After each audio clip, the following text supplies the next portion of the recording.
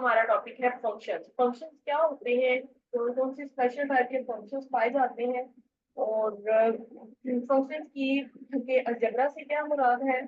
और इसके अलावा हम यहाँ पे एक स्पेशल टॉपिक करेंगे, that is about the composition of function. ठीक है, और कुछ हम स्पेशल फंक्शंस भी पढ़ेंगे, टाइप्स ऑफ फंक्शंस भी पढ़ेंगे with respect to domain and range and with respect to the representation of elements. सबसे पहले फंक्शंस क्या होते हैं, उसके लिए सबसे पहले हम दो नॉन एम्प्टी सेट्स लेते हैं, A and B, B two non empty subsets of all. यहाँ पे हम रियल फंक्शंस की बात कर रहे हैं।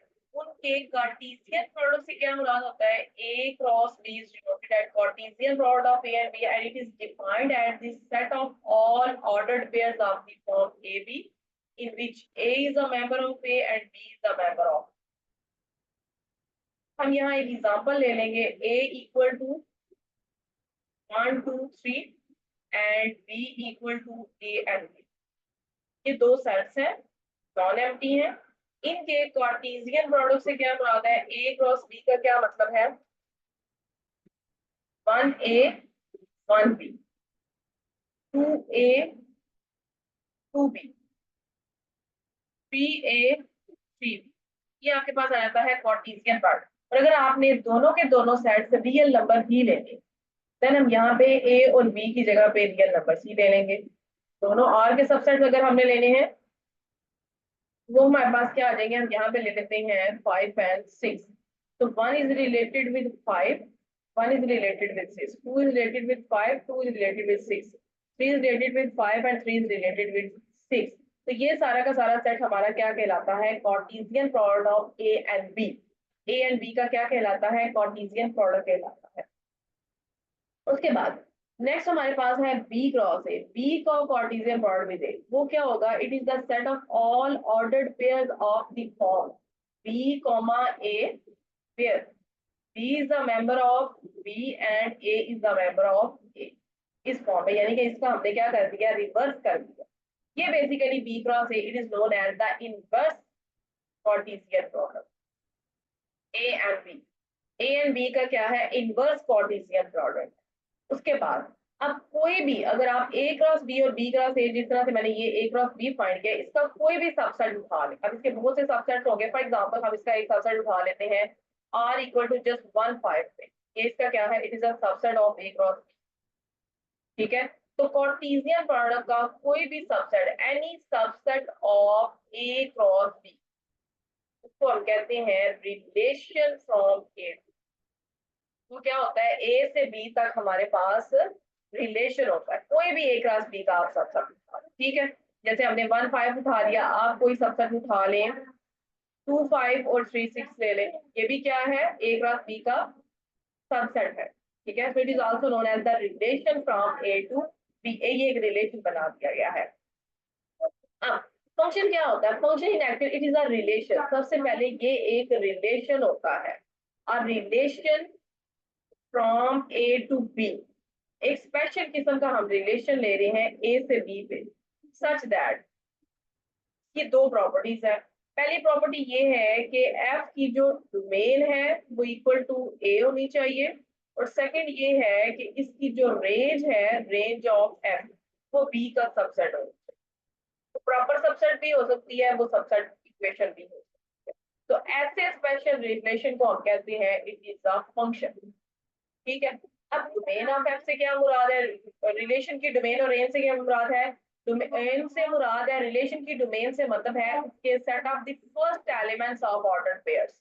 ऑर्डर्ड पेयर्स के फर्स्ट एलिमेंट्स का अगर आप सेट बना देते हैं, वो क्या बनाते हैं, इसके डोमेन बनाते हैं। जैसे domain of A cross B की अगर बात करें, इसके डोमेन में क्या आता है, 1 आता है। अब रिपीटेड सेट के अंदर रिपीटेड एलिमेंट्स नहीं हो सकते, 2 रिपीट हो रही 2 आ जाएगा, 3 रिपीट हो रहा है लेकिन 3 आ जाएगा। ये इसकी किस में आ जाएगा, डोमेन में आ जाएगा। फिर क्वेश्चन आइज होता है what is the range of the relation. Relation की रेंज क्या होती है, range is in actual the set of second elements of the ordered pairs। ordered pairs की जो second elements का set बनाता है वो क्या होगा, उसकी रेंज में आ जाएगा। तो range of a cross b क्या आ जाती है, 5 and 6, क्योंकि इसके ordered pairs के second elements क्या है, 5 और 6 आ रहे हैं। तो इस रिलेशन को देखा जाए, इसकी डोमेन क्या है, domain of this relation is only 1 and range क्या आ जाएगी, इट इज 5। 5 आ जाएगी हमारे पास। इसी तरह से इस रिलेशन की अगर हम डोमेन की बात करें वो क्या आती है 2 एंड 5, और इसकी रेंज की बात करें वो क्या आ जाती है 3 एंड 6 आ जाती है। तो इसी तरह से आप फर्स्ट एलिमेंट से डोमेन का सेट बना लेते हैं, सेकंड एलिमेंट से आप रेंज का सेट बना लेते हैं। ये रिलेशन बेसिकली आपको क्या डिफाइन करता है, एक फंक्शन को डिफाइन करता है अगर डोमेन ए के इक्वल है और रेंज बी का सबसेट है।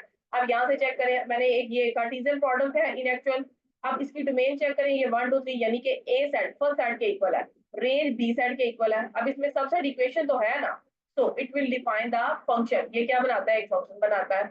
इस रिलेशन को देखें, इसकी डोमेन में क्या आता है 1 आता है। 1 is not equal to set A, क्योंकि इसमें 2 और 3 भी आता है। कोई भी दो सेट इक्वल कब होते हैं, जब उनके सारे एलिमेंट्स इक्वल होते हैं, ठीक है, एक दूसरे में कंटेन करते हैं। ठीक है, तो ये इसकी डोमेन नहीं है, तो ये फंक्शन नहीं बनाएगा।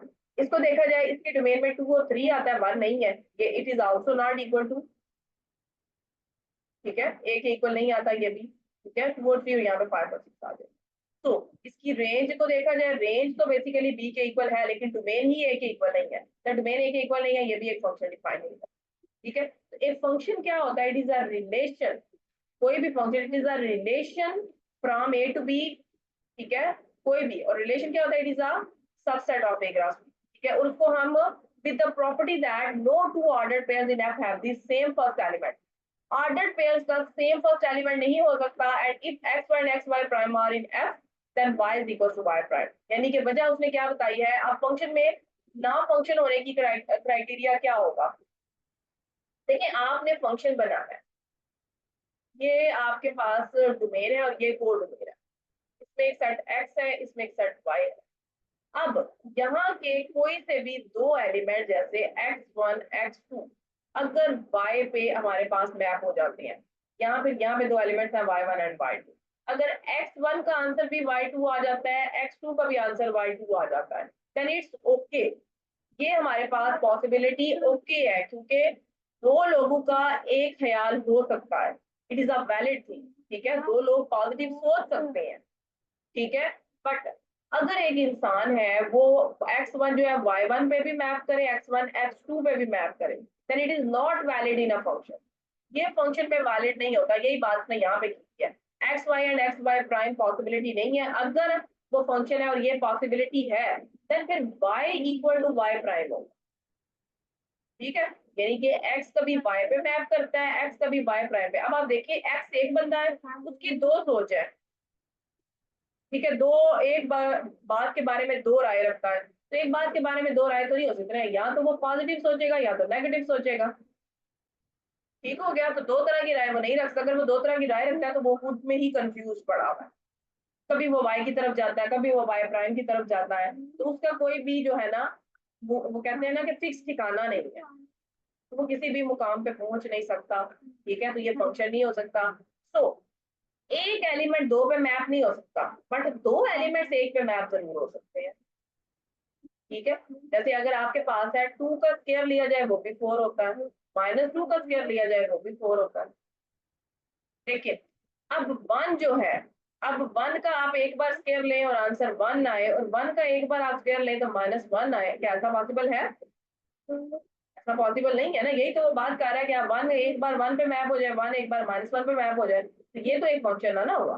फंक्शन तो कहता है ना कोई एक्यूरेसी बताना, अब आप स्क्वायर ही कर लें, कुछ अलग तो नहीं किया, ये कैलकुलेटर से किया और ये माइंड से किया, तो ऐसा तो नहीं होता ना, क्या। तो फंक्शन में ये पॉसिबिलिटी हमेशा आपने रखनी है कि अगर x रिलेटेड विद y है और x related with y prime है, यानी फर्स्ट एलिमेंट अगर रिपीट हो रहा है, देन सेकंड एलिमेंट्स इक्वल होने चाहिए, तभी ये जो आपने ऑर्डर पेयर दिया है ये फंक्शन को डिफाइन, ठीक है। और एक रिलेशन को जब हम फंक्शन बना देते हैं, उसकी नोटेशन होती है f from a to b, ठीक है, it is denoted as the function from a to b, और डोमेन ऑफ f किसके इक्वल होनी चाहिए, a के इक्वल होनी चाहिए, और रेंज ऑफ f किसके इक्वल, किसका सबसेट होनी चाहिए, b का सबसेट, ठीक है। अब हम कैलकुलस में बातें कर रहे हैं, तो कैलकुलस के अंदर ये फंक्शन हमेशा r टू r हुआ करेंगे, यानी कि r के सबसेट, यानी रियल लाइन से, ठीक है। इसको नोटेशंस हमारे पास बहुत सारी होती हैं, हम अगर ऑर्डर पेयर लेते हैं, then अगर हम कह रहे हैं x y belongs to f, then इसका मतलब है x is mapped to y, x y पे मैप हो गया, तो इसको इस तरह भी पढ़ा जाता है, y is the image of x under f, y is equal to f of x, ठीक है। y is the image of x under f या y is the function of x, ठीक है, दोनों बातें ठीक है। अब इसके अंदर एक और चीज नजर आ रही है कि y बेसिकली डिपेंड कर रहा है x पे, जो x की वैल्यू होगी उसके लिहाज से y आएगा, ठीक है। So x is called the independent variable and y is known as the dependent variable. y हमारे पास क्या होगा, डिपेंडेंट variable, ठीक है। नेक्स्ट हमारे पास कुछ डेफिनेशंस गिवन है, वो डेफिनेशन से एक प्रॉपर्ली पहले फंक्शन की दी है, वो क्या है, x be a subset of और, x कोई भी x सबसेट है और का, कोई भी एक रियल वैल्यूड फंक्शन हम f डिफाइन करते हैं और x में वो क्या होता है, कोई भी एक रूल होता है, मेथड होता है या कॉरेस्पॉन्डेंस होती है, ठीक है। कोई भी रूल आप कह सकते हैं, किसी को कोई भी अगर एक रिलेशन है किसी रूल को सेटिस्फाई कर रहा है वो एक फंक्शन बन जाएगा। कोई भी एक रिलेशन है किसी मेथड को ओबे कर रहा है then it will form a function. या आप किसी भी एक सेट के साथ दूसरे सेट की कॉरेस्पॉन्डेंस बना सकते हैं, it will define a function. That ये कैसा है, that associate with each for all x belonging to x, ठीक है। आप क्या करते हैं, उसके साथ एक यूनिक वाई एसोसिएट करते हैं, वाई यूनिक होना चाहिए, इसमें हमने काफी बहस की है कि x अगर y के साथ रिलेट करे और फिर x y प्राइम के साथ भी रिलेट करे then it is confused. x basically एक यूनिक y के साथ ही एसोसिएट करेगा, ठीक है, ये चीज है आपके पास। So for every element of x, if we have a unique element in y such that y is equals to f of x, then such correspondence is called the function। और ये f of x ये क्या होती है, image of f होती है, image of x under f, ठीक है। या इसको इमेज वैल्यू भी कहते हैं, एट x भी कहते हैं या f of x भी कहते हैं, ये सारे इसके नाम। x is known as the domain, x हमारे पास डोमेन है, y क्या है, को डोमेन है, ठीक है। x के अपोजिट जो सेट पड़ा होता है वो को डोमेन होती है, और हमारे पास जो मैप्ड वैल्यूज होती हैं उनका जो सेट बनता है, ठीक है, उससे जो सेट बनता है जिसको हम कहते हैं एफ ऑफ, ये कैपिटल एक्स है यानी एक्स के सारे मेंबर्स, तो उसको हम कहते हैं इमेज सेट या रेंज, जिसको हम कहते हैं रेंज, यानी जहां पे मैप किया जा रहा है। और इमेज सेट हमेशा सबसेट होता है कोड डोमेन का, इक्वल भी हो सकता है, उसका बराबर हो सकता है, ठीक है। नेक्स्ट है ग्राफ ऑफ एफ से क्या मुराद है, ग्राफ ऑफ एफ से मुराद है कि आपने एक्स एफ ऑफ एक्स के पॉइंट्स लेने हैं और उनको ड्रॉ करना है। कोऑर्डिनेट प्लेन के अंदर आपने जो पॉइंट्स लेने हैं वो एक्स एफ ऑफ एक्स के लेने हैं, ठीक है। अब इन पॉइंट्स को मिलाने से अगर आप बना लेते हैं जो भी आप फिगर ड्रॉ करेंगे, ग्राफ ड्रॉ करेंगे, वो ग्राफ फंक्शन का ग्राफ होगा, ठीक है। अब फंक्शन के ग्राफ को देख के आप कैसे पता चलेगा क्या ये फंक्शन है कि नहीं है, ठीक है। फंक्शन के लिए ये क्राइटेरिया होता है कि अगर ग्राफ को फंक्शन के लिए यानी कि वर्टिकल लाइन टेस्ट होता है, ठीक है, वर्टिकल लाइन टेस्ट।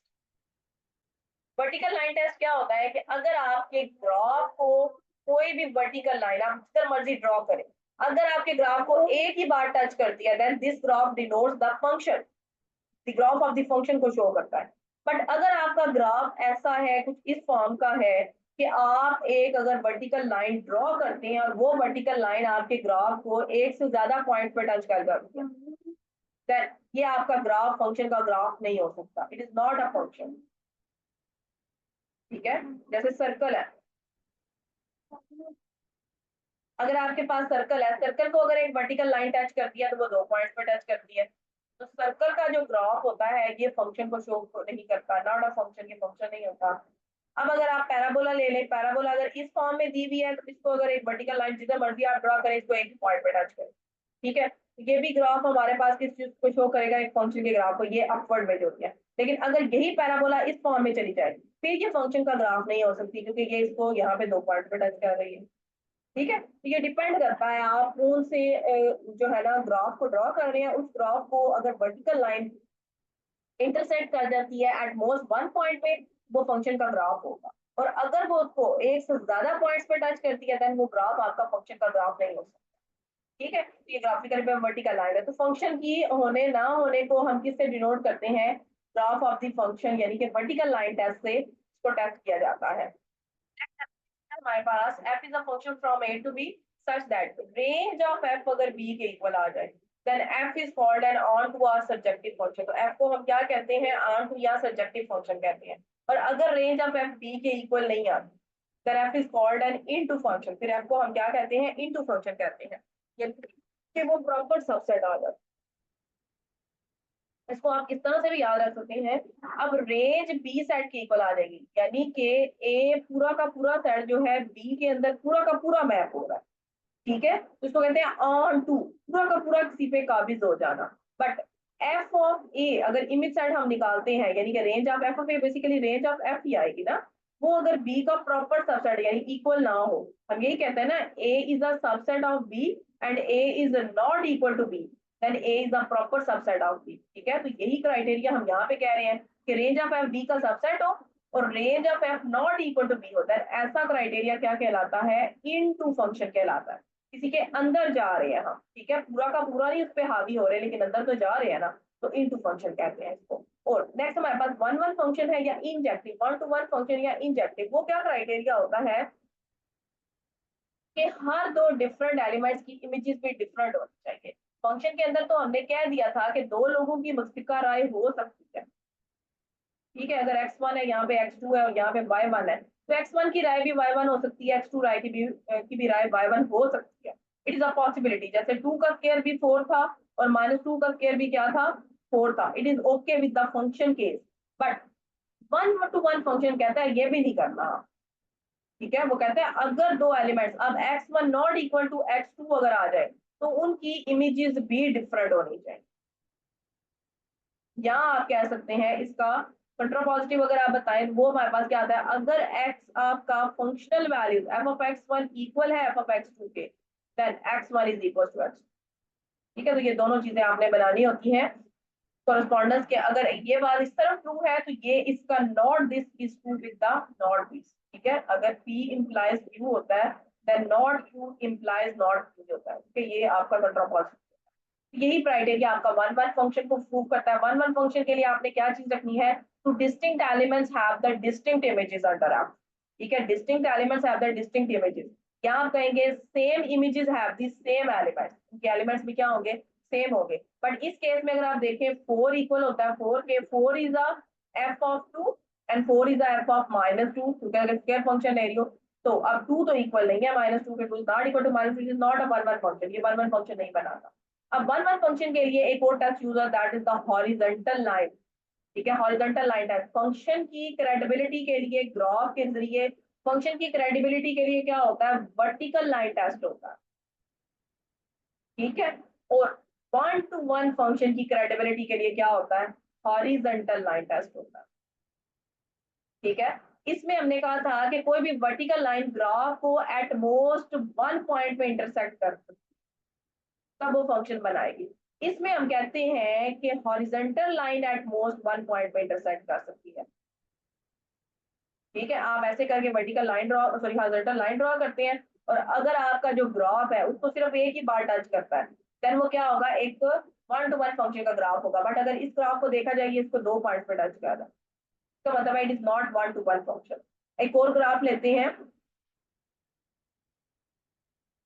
अगर हमारे पास इस तरह से ये वाला ग्राफ है, इस ग्राफ को ये वाली हॉरिजॉन्टल लाइन क्या कर रही है, सिर्फ एक पॉइंट पे टच कर रही है यहाँ पे। अब कोई भी आप हॉरिजॉन्टल लाइन ड्रॉ करें इसको एक पॉइंट पे टच करनी चाहिए, बट अगर यहाँ पे देखा जाए ये इसको दो पॉइंट पे टच कर रही है, यहाँ भी कर रही है, यहाँ भी कर रही है, तो it is not a function, एक फंक्शन नहीं बनाती है। तो ग्राफ के हर आप रीजन पे जो भी हिस्सा है उस पे हॉरिजॉन्टल लाइन ड्रॉ करें और वो उसको ज्यादा से ज्यादा एक पॉइंट पे इंटरसेक्ट करनी चाहिए, at most at no more than one point, at most one point पे इंटरसेक्ट करती है तो वो वन टू वन फंक्शन होगा। दोबारा देखें, एक फंक्शन की क्रेडिबिलिटी हम वर्टिकल लाइन टेस्ट से चेक करते हैं। अगर एक वर्टिकल लाइन ग्राफ को एक ही पॉइंट पे जस्ट इंटरसेक्ट करती है, ठीक है, टच करके गुजरती है या उसके अंदर से गुजरती है, then that will define the graph of the function. और अगर हम चेक करना चाहते हैं फंक्शन का ग्राफ जो है वो वन टू वन फंक्शन को रिप्रेजेंट कर रही है नहीं, उसके लिए हम horizontal test line test use करते हैं। हॉरिजॉन्टल लाइन इंटरसेक्ट क्या करती है, अगर वो उसको एक से ज्यादा पॉइंट्स पे इंटरसेक्ट करती है वो फंक्शन वन में नहीं हो सकता, ठीक है, ऐसा क्यों है। जैसे फॉर एग्जाम्पल यहाँ पे देखिए, अगर ये वाला फंक्शन है, ठीक है, ये ग्राफ दिया हुआ है, इस ग्राफ को हम चेक करेंगे वन वन है कि नहीं। अब आप देखिए, अब इसको यहाँ पे ड्रॉ करें, ये क्या है, यहाँ पे x1 है, यहाँ पे x2 है, ये क्या है, y1 है। अब x1 का भी आंसर हमारे पास f ऑफ x1 भी किस पे मैप होता है, y1 पे, f ऑफ x2 भी किधर मैप होता है, y1 पे मैप होता है, लेकिन x1 तो x2 के इक्वल नहीं है। यही तो फंक्शन कहता है ना, फंक्शन कहता है अगर फंक्शनल वैल्यू सेम है, अगर f of x1 equal to f of x2 है, देन अगर वो वन वन फंक्शन होगा तो x1 भी x2 के इक्वल होगा, बट इस केस में तो x1 x2 के इक्वल नहीं है, तो इसीलिए हॉरिजॉन्टल लाइन टेस्ट को यहाँ पे इंट्रोड्यूस किया जाता है जी। और एक ऐसा फंक्शन जो वन वन भी हो, वन टू वन भी हो, प्लस ऑन टू भी हो, उसको हम कहते हैं बाइजेक्टिव फंक्शन। हमारे पास बाइजेक्टिव फंक्शन था, a function which is both one to one and on to, injective and subjective होता है, उसको हम क्या कहते हैं, बाइजेक्टिव फंक्शन कहते हैं। इसको सिंपल याद, या वन वन कॉरेस्पॉन्डेंस भी कर लेते हैं, तो सिंपल याद रखने का तरीका ये है कि इंजेक्शन और जो है ना सब्जेक्शन मिलके बाइजेक्शन बना, ठीक है। नेक्स्ट कुछ एग्जांपल्स देखी हैं। एग्जांपल क्या है, late f is a function from R to R be defined by f of x equal to x cube, it is easy to see that f is a bijective function। अब आपको example दी गई है ये bijective function, ठीक है, x cube एक bijective function बनाता है, but not a bijective function के लिए मैं आपको एग्जांपल दूंगी f of x equal to x square की। अब इसमें देखें ये बाइजेक्शन कैसे नहीं बनाता, इसके लिए आप देखें, आप इसको पहले वन टू वन चेक करते हैं। वन टू वन के लिए हम क्या लेते हैं, हम f of x1 equal to f of x2 ले लेते हैं, तो इससे इंप्लीकेशन आएगी x1 फंक्शन क्या डिफाइन है, x का स्क्वायर, x1 का स्क्वायर इक्वल टू x2 का स्क्वायर आएगा। अच्छा हम कहते हैं दो नंबर का स्क्वायर इक्वल है, फिर वो दो नंबर खुद इक्वल होते हैं। अगर हम कह रहे हैं 16 इक्वल टू 16, अगर हम कह रहे हैं देन उसमें क्या क्राइटेरिया आएगा, फिर 4 इक्वल टू 4 आ जाएगा हमारे पास, ठीक है, वन टू वन का क्राइटेरिया ये आ जाएगा हमारे पास। लेकिन अगर हम सेकंड में चेक करें, सेकंड में हमारे पास क्या है कि हर function f of x equal to x square है, इसकी इमेज प्री इमेज तो यूनिक होनी चाहिए ना हमारे पास। नेक्स्ट डेफिनेशन है f and g be given function the sum f plus g, the difference f minus g and the product f g and the quotient f over g are functions। वो भी functions होते हैं, किस तरह define के f plus g जो सम function है वो इक्वल होता है f of x plus g of x equal हो जाता है, f minus g of x किसके इक्वल होता है, f of x minus g of x के इक्वल आ जाता है, and f g of x किसके इक्वल होता है, f of x g of x के इक्वल होता है। इसी तरह f over g of x किसके इक्वल होता है, f of x over g of x के, provided g of x is not equal to, ये g of x जीरो नहीं होना चाहिए, और यहाँ से कंडीशन होती है g इक्वल टू जीरो नहीं होना चाहिए, g जीरो फंक्शन नहीं हो सकता, ठीक है, इस तरह से बोल करके जीरो फंक्शन नहीं हो सकता। अब इनकी डोमेन एंड रेंज पे भी क्वेश्चन अराइज होता है, फिर इनकी डोमेन एंड रेंज क्या होगी, उन कॉम्बिनेशंस के लिए वो होगी the above combinations exist only at those value of x that are common to the domains of both, उनकी डोमेन्स पे कॉमन होना चाहिए। f प्लस माइनस g की डोमेन क्या होती है, f की domain intersection domain of g, इसी तरह f और g की डोमेन क्या होती है, domain of f intersection domain of, और f ओवर g की डोमेन क्या होती है, domain of f intersection domain of g minus x such that g of x is equal to 0। जाहिर है हमने डिनोमिनेटर में जीरो नहीं आने देना, ठीक है, ये इसकी डोमेन को क्राइटेरिया कुछ एग्जांपल्स देख लेते हैं, उससे हमारा पॉइंट क्लियर हो जाएगा। फर्स्ट है हमारे पास एग्जांपल नंबर 7 है, f एंड g भी फंक्शंस f ऑफ x ये है, g ऑफ x ये है। अब f ऑफ x कैसा फंक्शन है, ये है x प्लस 1, और इसकी डोमेन क्या दी हुई है, x greater than minus three, greater than minus three का मतलब है ये माइनस थ्री से ऑनवर्ड है, यहाँ इंफिनिटी की तरफ है, ग्रेटर ये राइट साइड आ गई, ये इसकी डोमेन है, डोमेन ऑफ f है, ठीक है। g ऑफ x क्या डिफाइन है, 2x माइनस थ्री और x लेस देन 4, इसका मतलब है इसकी डोमेन क्या डिफाइन है, माइनस इंफिनिटी से 4, ठीक है, ये डोमेन ऑफ आ जाते हैं। अब हमने f of x plus g of x करना है, पहले हम इसमें अप्लाई करेंगे f of x plus g of x, f of x plus g of x का मतलब है दोनों को सम कर देना,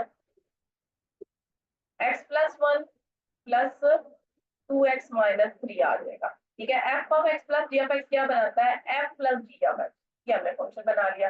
अब x प्लस 2x क्या बनाएगा, 3x 1 minus 3 minus 2, 3x minus 2 आ गया हमारे पास। अब 3x माइनस 2, और अब इसकी हमने domain of f plus g बनानी है, ठीक है, वो इक्वल आएगी domain of f intersection domain of g। अब f की डोमेन क्या है, माइनस 3 से इंफिनिटी है, इंटरसेक्शन हमने करना है माइनस इंफिनिटी से 4, आप इसको रियल लाइन पे भी ड्रॉ करके कर सकते हैं, ये रियल लाइन है, उस पे हमारे पास कुछ क्वेश्चंस हैं, यहाँ माइनस 3 है, यहाँ कहीं 4 है। अब माइनस इंफिनिटी से लेकर 3 तक,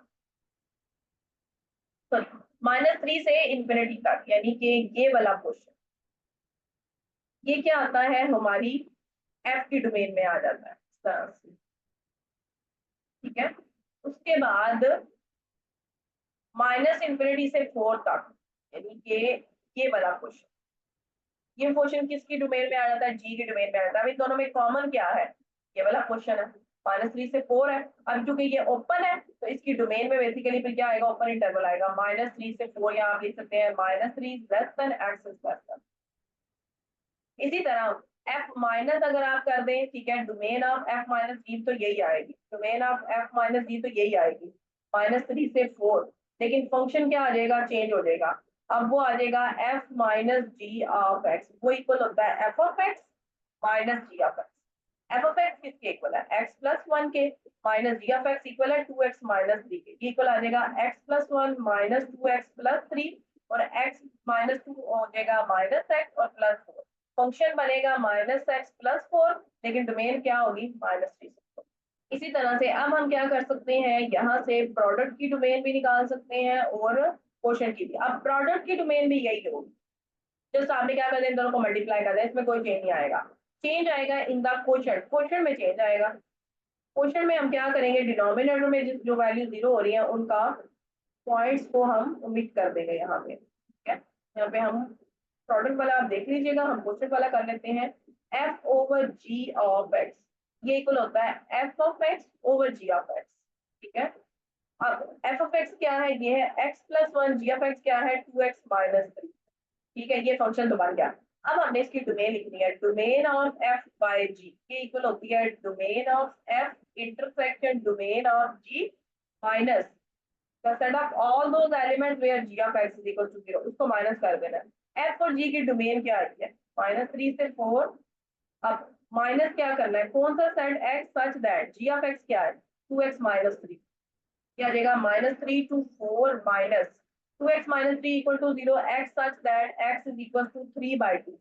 3/2 को हम ओमिट करेंगे, क्या आ जाएगा -3 से 4 और माइनस 3/2, क्योंकि एक ही एलिमेंट है जो 3/2 फॉर्म का होता है, वो 3/2 हमने लिख दिया। इसका मतलब है ये आ जाएगा -3 is less than x is less than 4 and x is not equal to 3/2। आप इस तरह भी लिख सकते हैं, या आप इसको लिख सकते हैं -3 से 3/2 यूनियन 3/2 से 4, इस तरह भी आप लिख सकते थे, ठीक है। तो इस तरह से आपके सारे एलिमेंट्स इसमें इन्वॉल्व हो जाते हैं, यानी कि 3/2 को हमने यहाँ से ओमिट कर दिया, बाकी सारे एलिमेंट्स इसमें आ। तो इस तरह से हम फंक्शन की डोमेन एंड रेंज को लिखते हैं।